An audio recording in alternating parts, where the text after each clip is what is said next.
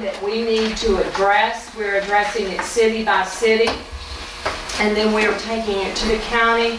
Representative Bennett and Representative Peranich will be introducing a House bill when the House goes back into session for a state law, but until such time, we need a local ordinance. We spoke with Commander Taylor on the CB base today. No, it's not Taylor. Anyway, we spoke with them this afternoon, and I've been working with a Chief Master Sergeant, Pam Taylor, and she said that on the CB base, civilian or military alike, if they're caught with spice, with any of the spice products, if they're military, they're given a dishonorable discharge and sent home. If they're civilian, they're dismissed. That's how serious this is. It's sold as an incense. It says not for human consumption, and yet immediately people are smoking it. It's $20 a packet or 3 for $50 because I made a purchase right here in Long Beach. Made several purchases right here in Long Beach. Children's Grocery has it. Theirs is only $18 a pack, by the way. And it gives you a 30-minute high, but it also does some other things. And the reason South Haven and them got on the stick is they had 2 deaths that they attributed to smoking it. It caused rapid heartbeat. It will cause hallucinations, deliriums, and so they're supposed to be with it. No, you're supposed to burn it to have it smell your room. It's incense. It's incense. But how many of you have heard of blueberry or banana flavored incense? And they said flavored when I bought my packets. I haven't heard flavored. I was the one. It tastes like blueberry? I was the one, I'll be honest with you, I went by Chief's office after I made my Long Beach purchase, and I had bought a bong, I had bought 2 pipes. What are you? Oh, no. What'd you do with it? I bought the bong on Railroad Street. Chief took care of that. They're out of business, but the spice is there. They had to give it back because right now it's legal for sale in Long Beach. I would like to see Long Beach get on the bandwagon and make this an illegal substance. This has taken off very big in the last year to our kids and our school and everything else. Long Beach even created its own brand. We had Long Beach Paradise being sold out of the city. Oh God, that was a new one on me. Does it actually have marijuana in it? No, it's a synthetic spray they put over this incense herbs, and it gives you the same high as smoking marijuana. Will this be effective 30 days from the day that we pass it? Or immediately? Or could we do what South Haven did? You can do it immediately to protect and preserve the public. That's what South Haven said. It's an emergency, can't forget to... If you find it's an emergency, you can. I mean, you know, we can do it. I don't know who's going to... Yes, I mean, you can find... Well, I think it is an emergency. In order to protect the public health, you can make it effective upon adoption, you know, and you still got to publish it. We still have to publish it, but why don't you make a motion directing the city attorney to prepare one that's like this? Yes, I would make the motion that I give you Gulfport's ordinance, which is the refined ordinance. Their legal team has spent all day on the phone. I'll second. You still want to bring back this ordinance for your consideration the next meeting? Yes, the 20th. Yes, sir. And maybe we'll beat Gulfport, except they meet at 2:30 on the 20th, and I want to... We can start meeting, why don't we start meeting at 10 in the morning? Yeah, y'all want to do it at 10? Make that motion. From now on. I made that motion. And yes. Second. All right. Is this on the meeting time or on No, the... this is for Jim to draft the ordinance. I'll bring it. I know nothing. I mean, I think I've heard you mention spice before. I know nothing about this. I don't know anything. We do this even state though. We can adopt an ordinance that bans these substances, but ours will be as constitutional as Gulfport's will. Yeah, you know. and as South Haven's And South Haven's and everybody else. The state intends to go forward next year. At least we'll have something in place. Yes. We I mean, can if stop it one or gets two tested, people. Jim, if somebody, like, they make an arrest, we're not talking about you testing the stuff, we're talking about legally. It's tested. I'm telling you. Carolyn, does this include the paraphernalia that goes with it? Or is it There is just a state paraphernalia ban, Chief, because I was trying to get a paraphernalia ban for Long Beach, and Chief pointed out, there's a state ordinance, and if we follow the state ordinance, they can bust them all the time for paraphernalia. I bought it right here in Long Beach on Railroad Street. They told me how to use it. Where? Down Okay, the by same place. Yeah. Okay. I have, you would not believe the You need a price new when one, I bought Becky. it. All in favor? Alright. I'll bring it out. Get yourself some trouble. After the rest, get popped.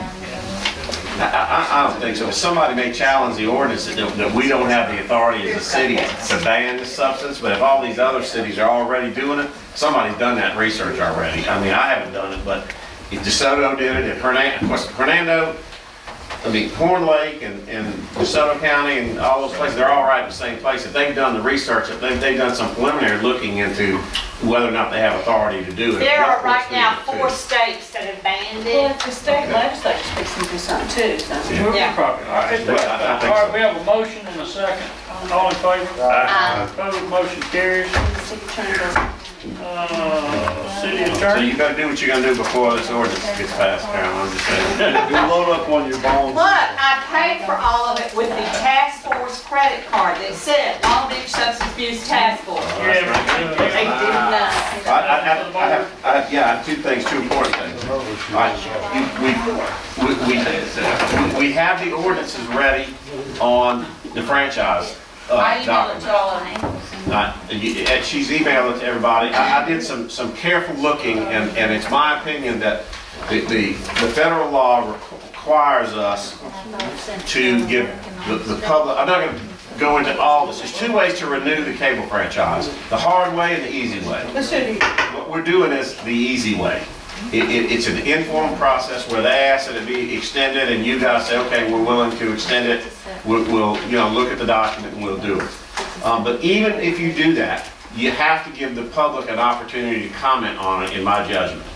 So what I'm suggesting is that this be put on the agenda for next time, that you're gonna consider renewing Cable One's franchise.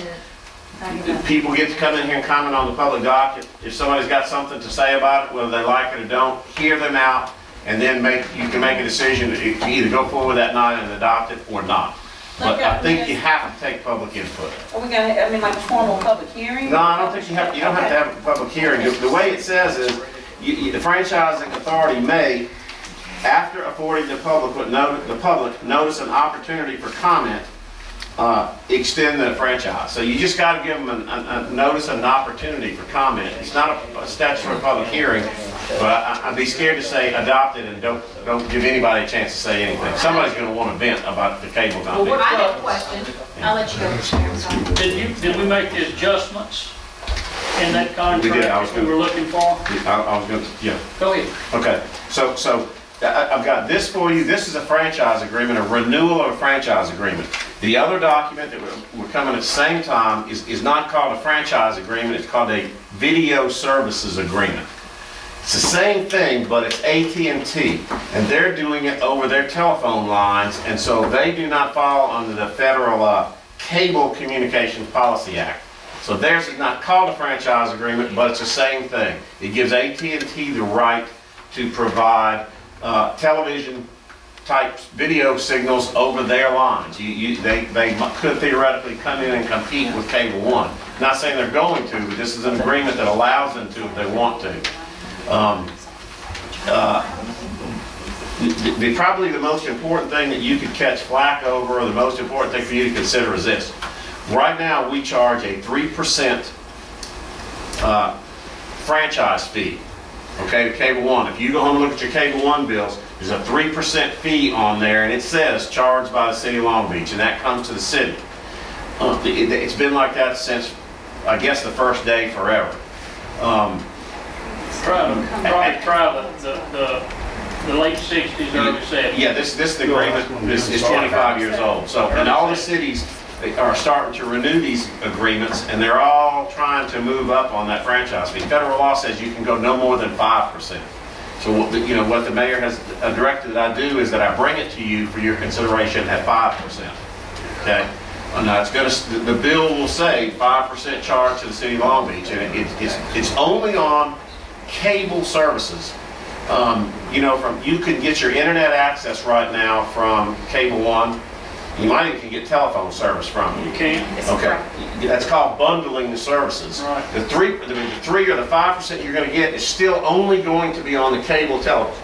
You're not going to get a percentage on those other services that are bundled with it. Same thing if AT&T offers internet and telephone and cable TV service or TV service, you get 3% on the video part, not on the rest of the bills. Let me, I'm sorry, Jeff. Just like the audio.